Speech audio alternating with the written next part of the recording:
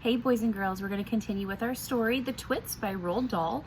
When we left off the last time you saw me, we had read about Mr. Twit and his love for bird pie, but instead of finding birds in the tree, remember he uses Hug-Tight, that super sticky glue to trap birds on the tree branches.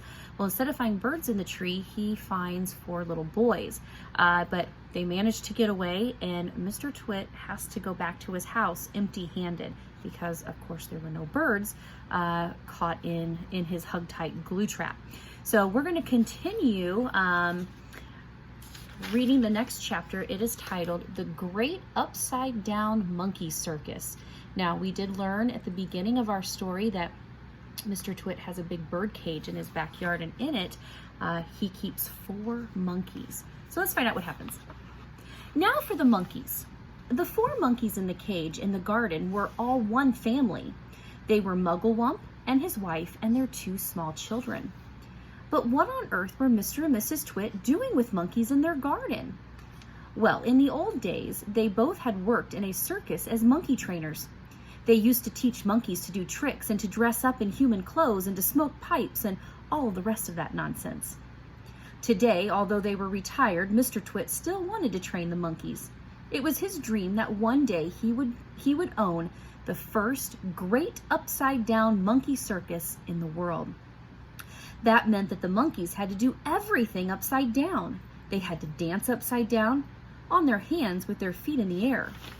They had to play football upside down. They had to balance one on top of the other upside down, with Muggle Wump at the bottom and the smallest baby monkey at the very top. They even had to eat and drink upside down, and that's not an easy thing to do because the food and the water has to go up your throat instead of down it. In fact, it's almost impossible, but the monkeys simply had to do it, otherwise they got nothing. Now, all this sounds pretty silly to you and me, and it sounded pretty silly to the monkeys too. They absolutely hated having to do this upside down nonsense day after day. It made them so giddy standing on their heads for hours on end. Sometimes the 2 small monkeys would faint with so much blood going to their heads. But Mr. Twit didn't care about that. He kept them practicing for 6 hours every day, and if they didn't do as they were told, Mrs. Twit would soon come running with her beastly stick. Now, Muggle Wump and his family longed to escape from the cage in Mr. Twit's garden and go back to their African jungle where they'd come from. They hated Mr. and Mrs. Twit for making their lives so miserable. They also hated them for what they did to the birds every Tuesday and Wednesday. "Fly away, birds!" they used to shout, jumping into the air and waving their arms. "Don't sit on that big dead tree. It's been smeared all over with sticky glue. Now go and sit somewhere else." But these were English birds, and they couldn't understand the African language the monkeys spoke. So they took no notice, and they went on using the big dead tree and continued getting caught in kept on getting caught for Mrs. Twit's bird pie. Then one day, a truly magnificent bird flew down out of heaven and landed on the monkey cage. "Good heavens!" cried all the monkeys together. "It's the roly-poly bird! Now what on earth are you doing over here in England?" Like the monkeys, the roly-poly bird also came from Africa, and he spoke the same language they did. "I've come for a holiday," said the roly-poly bird. "I like to travel." He fluffed his marvelous colored feathers and looked down rather grandly at the monkeys. "For most people," he went on, "flying away on holiday is very expensive, but I can fly anywhere in the world for nothing." "Well, do you know how to talk to these English birds?" Muggle Wump asked him. "Of course I do," said the roly-poly bird.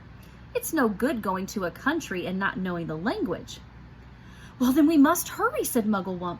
"Today is Tuesday, and over there you can already see Mr. Twit up in the ladder painting sticky glue all over the branches of the big dead tree. And this evening when the birds come in to roost, you must warn them not to perch on that tree or they will be made into bird pie."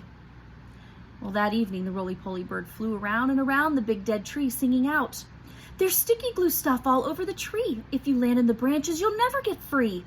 So fly away, stay up high, or you'll finish up tomorrow in a hot bird pie." Well, the next morning when Mr. Twit came out with his huge basket to snatch all the birds from the big dead tree, there wasn't a single one on it. They were all sitting on top of the monkey cage. The roly-poly bird was there as well, and Muggle Wump and his family, they were inside the cage, and the whole lot of them were laughing at Mr. Twit.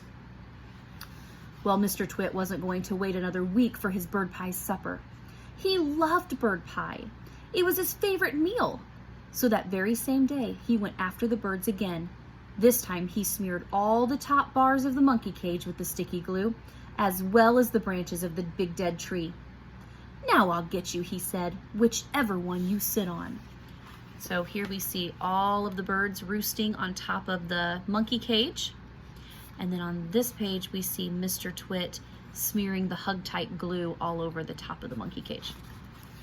The monkeys crouched inside the cage watching all of this, and later on when the roly-poly bird came swooping in for an evening chat, they shouted out, "Don't land in our cage, roly-poly bird!